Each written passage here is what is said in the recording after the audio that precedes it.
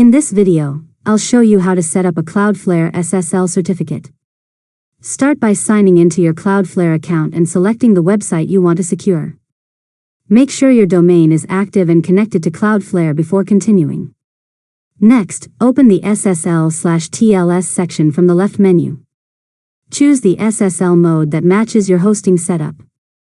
For most websites with an SSL certificate installed on the Origin server, full or full, strict, is the recommended option.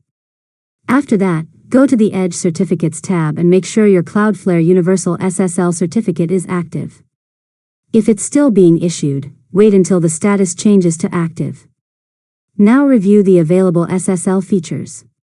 You can enable options such as always use HTTPS and automatic HTTPS rewrites to help ensure visitors are always connected through a secure HTTPS connection.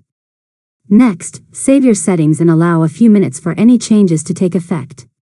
Finally, visit your website using HTTPS and confirm that the secure padlock appears in your browser, indicating that the SSL certificate is working correctly. And that's it. You've successfully learned how to set up a Cloudflare SSL certificate.